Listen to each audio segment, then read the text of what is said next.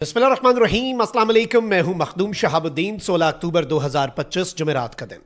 नाज़रीन इकराम, भारत पाकिस्तान पर एक टू फ्रंट वॉर मुसल्लत करना चाहता है। अफगान तालिबान को एक प्रॉक्सी के तौर पर भारत ने इस्तेमाल करना शुरू कर दिया है और भारत को लगता है कि अफगान तालिबान वाली साइड और उस बॉर्डर को एक्टिव करके भारत पाकिस्तान के खिलाफ कोई मिस एडवेंचर करेगा और भारत शायद उसमें कामयाब हो जाए, क्योंकि बराह रास्त जो जंग हुई, जो दो मुल्कों के माबैन हुई, जिसमें दो मुल्कों ने अपनी पूरी कुव्वत आजमाई, उस जंग में तो भारत को रुसवाई उठाना पड़ी। तो भारत ने अब यह स्ट्रैटेजी लगाई है, पहले टीटीपी और बीएलए के जरिए, और फिर अफगान तालिबान जो है उन्हें खुलकर सामने आना पड़ा, क्योंकि वो स्ट्रैटेजी भी काम नहीं कर रही थी और फितनल खवारिज और फितनल हिंदुस्तान को भी पाकिस्तान ठोक रहा था।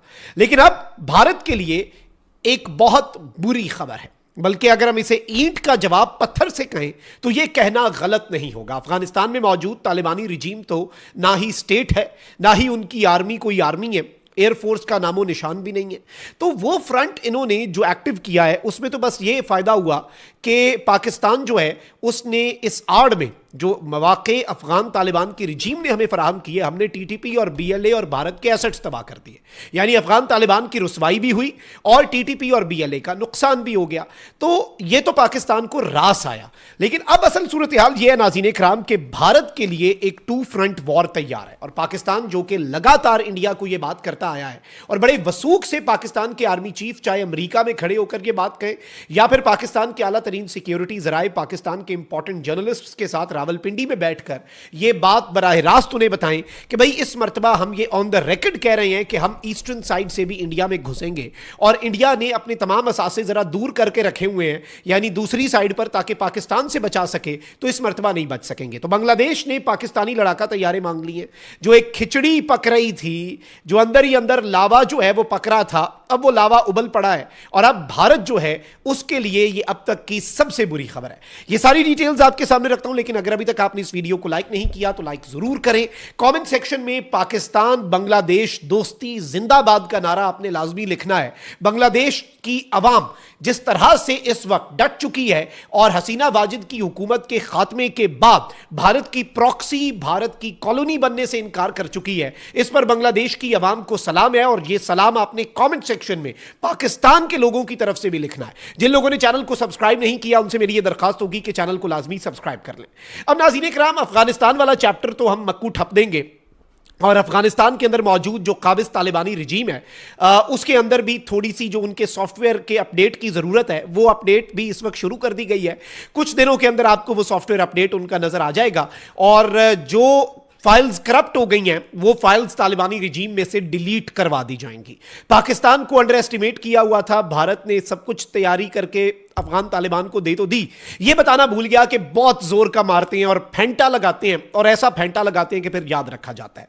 अब नाज़रीन इकराम, जब से बांग्लादेश का आपको पता है कि क़याम हुआ तो इंदिरा गांधी जो है उसने एक बात कही थी कि हमने दो कौमी नजरिया क्या है, ला इलाहा इल्लल्लाह मुहम्मदुर रसूलुल्लाह, ये जो कलमे की ताकत है इसकी बुनियाद पे अपना मुल्क बनाना, ये था दो कौमी नजरिया।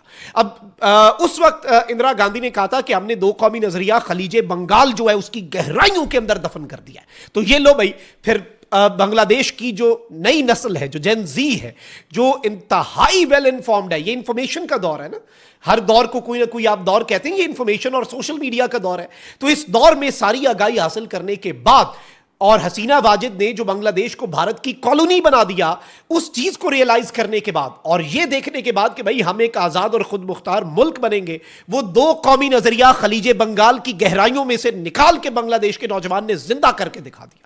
और अब बांग्लादेश अपना मफाद देख रहा है, बांग्लादेश अपने अवाम का मफाद देख रहा है और इसके अलावा कोई दूसरा ऑप्शन नहीं है।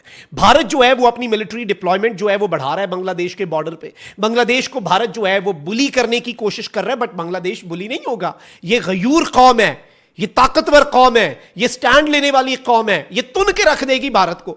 और अब बांग्लादेश ने अपने इंटरेस्ट देखने हैं। बांग्लादेश और चाइना की कोऑपरेशन और कोलैबोरेशन बहुत बढ़ रही है, लेकिन उसके साथ जो असल चीज भारत को बॉदर कर रही है वो है पाकिस्तान और बांग्लादेश के ठीक होते हुए ताल्लुकात और उससे भी ज्यादा पाकिस्तान और बांग्लादेश की डिफेंस कोऑपरेशन। इवन जनवरी के अंदर नाज़रीन इकराम बांग्लादेश की मिलिट्री का एक बहुत आला तरीन वफ्द जो है वो पाकिस्तान आया था। इस्लामाबाद के अंदर उन्होंने हाई लेवल मीटिंग्स की थी, यहां तक कि पाकिस्तान के एयर चीफ जो है उनके साथ साथ भी एवेन्यूज ऑफ कोलैबोरेशन, ये था एक्सप्लोर एवेन्यूज ऑफ कोलैबोरेशन, यानी बाहमी ताउन और मिलकर आगे बढ़ने के मजीद रास्ते जैसे हैं उन्हें हमने एक्सप्लोर करना है और ढूंढना, ये उस वक्त ही बात हो गई थी। फिर नाज़रीन इकराम, अभी लेटेस्ट एक खबर आई है कि Bangladesh air force gets not to spend billions on multi role fighters. Bangladesh की जो एयरफोर्स है उसे बांग्लादेश की हुकूमत की तरफ से फाइनल 7 अक्टूबर को यह अप्रूवल मिली है, उन्हें यह कह दिया गया कि भाई बिलियंस ऑफ डॉलर स्पेंड करो, मल्टी रोल एयरक्राफ्ट जो है वो खरीदो और अपनी एयरफोर्स को बहुत ज्यादा मजबूत करो। फिर इवन टीआरटी जो टर्किश सरकारी मीडिया चैनल है उसने यह रिपोर्ट दी थी कि Bangladesh takes a leaf from recent Pakistan India clash to buy Chinese fighter jets. Bangladesh जो है वो चाइनीज फाइटर जेट्स इसलिए खरीदना चाहता है कि पाकिस्तान ने भारत के तैयारे गिराए और बांग्लादेश भी अब भारत को अपने लिए एक थ्रेट समझता है, कॉमन एनिमी। अब नाज़रीन इकराम, इसके साथ ही साथ एक और खबर आती है कि China is reportedly finalising details to carry out the sale of 20 new J-10C fighters to Bangladesh air force, यानी 20 नए J-10C, ये वो J-10C हैं जो राफेल शिकन है। लेकिन अब नाज़रीन इकराम, बांग्लादेश के अपने न्यूज़पेपर्स क्या कंफर्म कर रहे हैं, ये खबर इतनी बड़ी नहीं थी। जो 7 सिस्टर्स चिकन नेक है वहां पर चाइना का और पाकिस्तान का मिलकर बांग्लादेश को एक एयर बेस बनाकर देना इतनी बड़ी बात नहीं थी। चाइना के साथ डायरेक्ट तैयारे बहुत से मुल्क खरीदते होंगे, लेकिन अब भारत जो है उसके लिए कुछ प्रॉब्लम्स बढ़ने जा रही हैं, क्योंकि बांग्लादेश एयरफोर्स जो है उसका एक्यूजेशन का जो प्रोग्राम है वो पहले एक बांग्लादेश के न्यूज़पेपर ने कंफर्म किया, अब एक और बंगाली लैंग्वेज न्यूज़पेपर जो है उसने कंफर्म किया है कि बांग्लादेश जो है वो चाइना से 20 J-10C जो तैयारे हैं वो खरीदने जा रहा है। 10 EFT टाइफून जो हैं वो बेसिकली इटली से खरीदने जा रहा है। 6 T-129 लाइट अटैक हेलीकॉप्टर्स जो हैं वो टर्की से खरीदने जा रहा है। इसके साथ ही साथ नाज़रीन इकराम, मैं आपको ये बता दूं कि इसमें एक नई एडिशन हुई है। वो एडिशन ये है कि J-10C तो पाकिस्तान भी चाइना से खरीदता है, लेकिन एक तैयारा है जो है JF-17 थंडर, ये बनता है पाकिस्तान एयरोनॉटिकल कॉम्प्लेक्स में। JF-17 थंडर के ब्लॉक 3 तैयारे जो हैं इसके हवाले से अब यह बताया गया है, एज पर अमर देश, ये बहुत ही पॉपुलर बांग्लादेशी न्यूज़पेपर है, बंगाली जुबान में छपता है। इसने कहा है कि भाई पाकिस्तान से 16 JF-17 ब्लॉक 3 तैयारे जो हैं वो बांग्लादेश परचेज करने जा रहा है ऑन इमरजेंसी बेसिस। अब ये इमरजेंसी बेसिस क्या है? इमरजेंसी बुनियादों पर, हंगामी बुनियादों पर।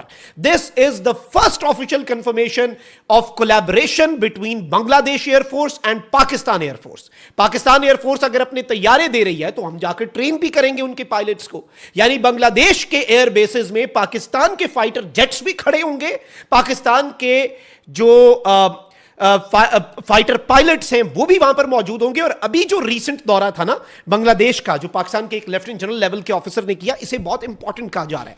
और बांग्लादेश और पाकिस्तान ने यह डिसाइड किया है कि in case of Indian aggression हम मिलकर लड़ने के हवाले से सऊदिया तर्ज का डिफेंस पैक्ट, या फिर यह नहीं कि मिलकर लड़ना है, लेकिन हम यह जरूर कह सकते हैं इस एग्रीमेंट के अंदर वो भी पाइपलाइन में है कि जी एक मुल्क पे अगर कोई दूसरा मुल्क अटैक करता है तो वो मुल्क लड़ेगा तो खुद ही, लेकिन वो दूसरे मुल्क के रिसोर्सेज इस्तेमाल कर सकेगा, उस मुल्क के वसाइल इस्तेमाल कर सकेगा। इसका क्या मतलब है? वसाइल इस्तेमाल करने का मतलब है एयरबेस, वसाइल इस्तेमाल करने का मतलब है कि फाइटर जेट्स, वसाइल इस्तेमाल करने का मतलब है कि मिसाइल्स, वसाइल इस्तेमाल करने का मतलब है कि टैंक्स, आर्टिलरी। लड़ेंगे खुद ही, लेकिन इस्तेमाल वही जो पाकिस्तान ने बात की कि इस दफा हम ईस्टर्न साइड से घुस के ठोक देंगे।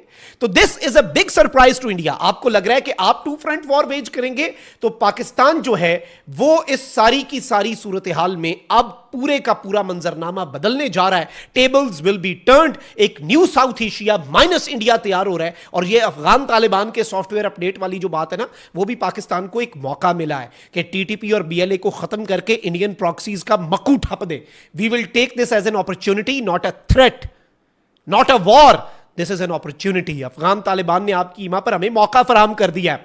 We are very glad. और अब बांग्लादेश वाली साइड बचाओ। फिर उसके बाद चाइना ने अगर अरुणाचल और लद्दाख की तरफ देखना शुरू कर दिया, फिर क्या करोगे? करो ना ऑपरेशन सिंदूर 2.0।